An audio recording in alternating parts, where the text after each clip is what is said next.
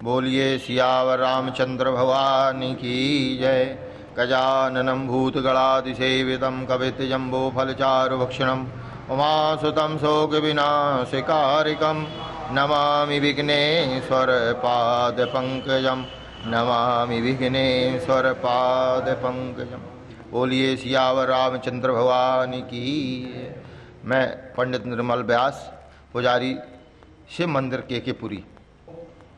आज शिव मंदिर पर प्रतिदिन होने वाली सायंकाल सत्संग यानी श्री रामचरितमानस का एक दोहा का सत्संग होता है। इस पर सभी श्रोता लोग श्रवण करते हैं और अपने मन बुद्धि चित्त को पवित्र करते हैं।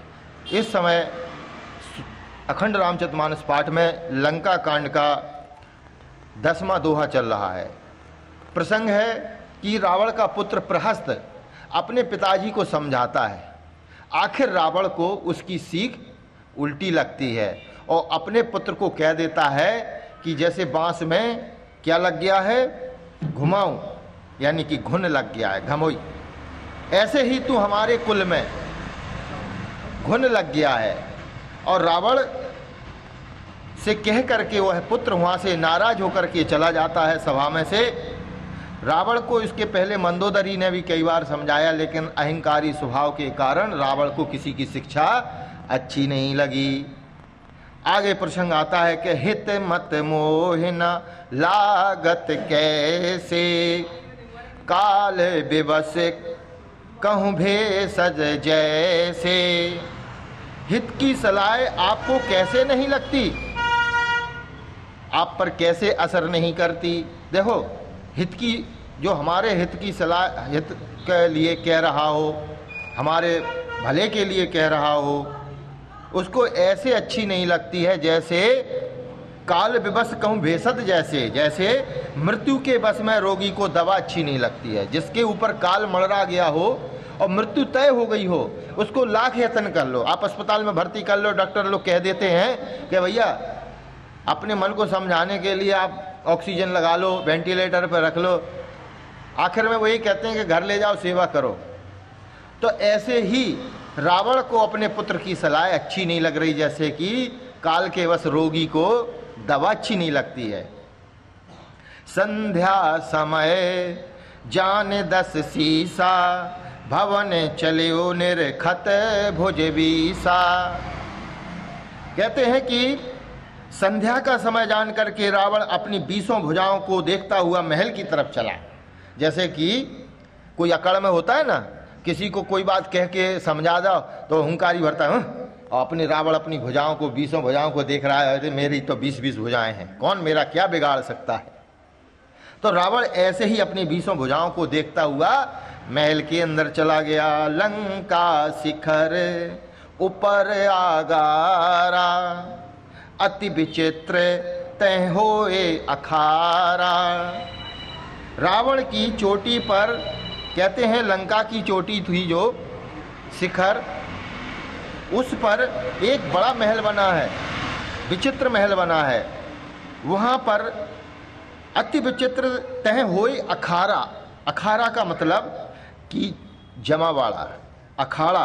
अखाड़ा का मतलब होता है नाच गान का अखाड़ा जमता था। जब रावण अपनी मस्ती में होता था तो लंकापुरी में ऊपर शिखर पर एक विचित्र महल होता था, जिस पर रावण अपनी मौज मस्ती करता था, जैसे कि अपने मन को जबरदस्ती प्रसन्न करता था, या अधिक प्रसन्न होने पर अखाड़ा जमाता था, और या तो उसका चित्त भंग हो जाए तो वो अखाड़ा अपने मन को सही करने के लिए।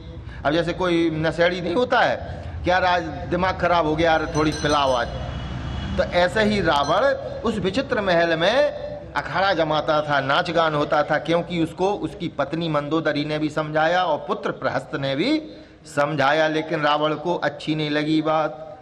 बैठ जाए तेहि मंदिर रावण, लागे किन्नर गुन गन गावन, बाजहि ताल पखायहु बीजा, नृत्य करहि अपछरा प्रवीणा। लंका की चोटी पर, कहते हैं, उस रावण उस महल में जाकर के बैठ गया और किन्नर उसके गुण समूह को गाने लगे। और रावण के अनुकूल गुणगान करने, रावण का भी गुणगान कर रहे हैं और गान भी कर रहे हैं। ताल करताल पखावज मृदंग वीणा बज रहा है, नृत्य में प्रवीण अप्सराएं नाच रही हैं। प्रवीण अप्सराएं ऐसे ही नहीं है कि सुंदर अप्सराएं। सुना सीर सत सरस सो संतत करहीं विलास, परम प्रबल रिपुशीस पर तदपि सोच न त्रास। वह निरंतर लगातार सैकड़ों इंद्रों के समान भोग विलास करता रहता है, मस्ती में चूर हो जाता है। सैकड़ों, देखो यहाँ लिखा है गोस्वामी जी ने कि सैकड़ों इंद्रों के समान, इंद्र एक नहीं सैकड़ों इंद्रों के समान। राजा रावण जो था 10 शीश था, इसीलिए उसको इंद्रों सैकड़ों इंद्रों से तुलना करी। कहा है श्री राम जी सरीखा, अत्यंत प्रबल शत्रु सिर पर बैठा है, फिर भी उसको ना कोई चिंता है और ना ही डर है। रावण तो इस मस्ती में मस्त है कि अब प्रभु हमारे निकट स्वयं आ गए हैं और हमारा उद्धार करने वाले हैं। अब जो भी हो, लेकिन यहाँ पर रावण की अहंकार परिभाषा लिखी है कि यहाँ सुवैल सैल रघुवीरा, उतरे सैन सहित अति भीरा, शिखर एक उतंग अति देखी, परम रम सम शुभ्र विशेषी।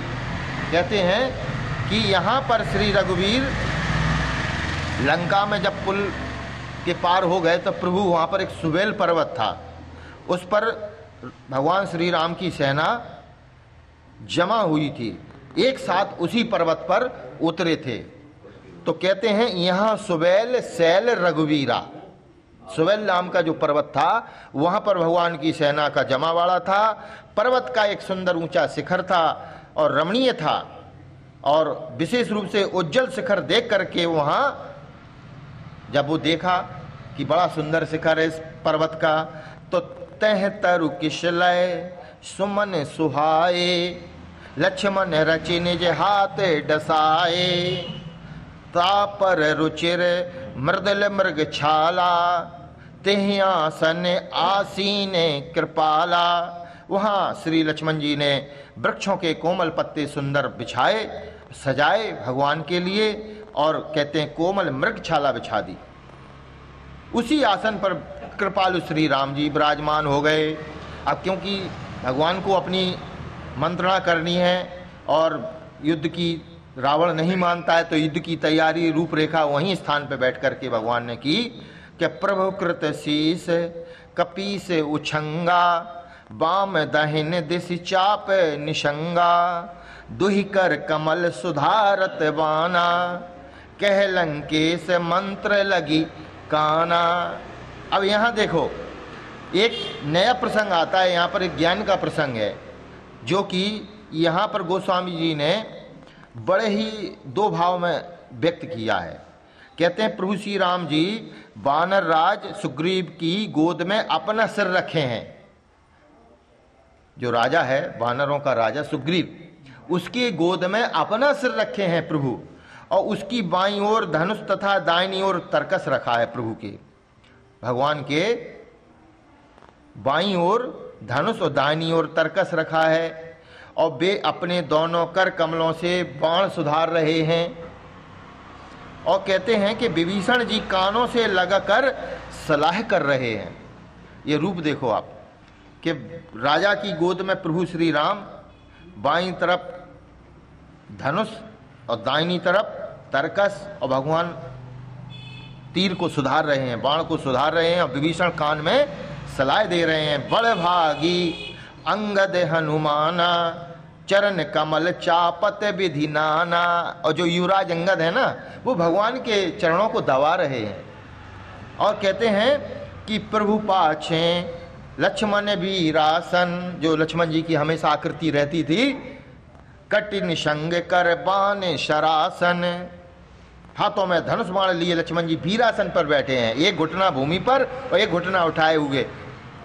वो कभी सोते नहीं थे, भगवान की सेवा में 24 घंटे लगे रहते थे वीरासन पर, क्या प्रभु की हमेशा रक्षा करना। यही विधि कृपा रूप गुण धाम राम आसीन, धन्य ते नर यही ध्यान जे रहत सदा लयलीन। इस प्रकार कृपा रूप सौंदर्य गुणों के धाम श्री राम जी विराजमान हैं। वे मनुष्य धन हैं जो सदा इनके ध्यान में अपनी मन की लौ लगाए रहते हैं, हमेशा प्रभु का चिंतन करते रहते हैं। और फिर क्या हुआ कि पूर्व दिशा बिलो के प्रभु देखा उदित मयंक, और कहत सवई देखूं ससिही मृगपति सरस असंख्य। पूर्व दिशा की ओर देख करके प्रभु श्री रामचंद्र जी ने चंद्रमा का उदय देखा। तब वे सब कहने लगे कि चंद्रमा को तो देखो कैसे सिंह के समान निडर है। अब आज इस दोहे पर यहीं विराम होगा। अब प्रभु श्री राम सबसे चंद्रमा के अंदर जो उनको दाग दिखता है उसके बारे में सबसे प्रश्न करेंगे, और सब लोग अपने अपने बुद्धि विचार से जिसका जैसा पद है उसका उत्तर देंगे। और इसका श्रवण अपन कल करेंगे। बोलिए सियावर रामचंद्र भगवान की जय।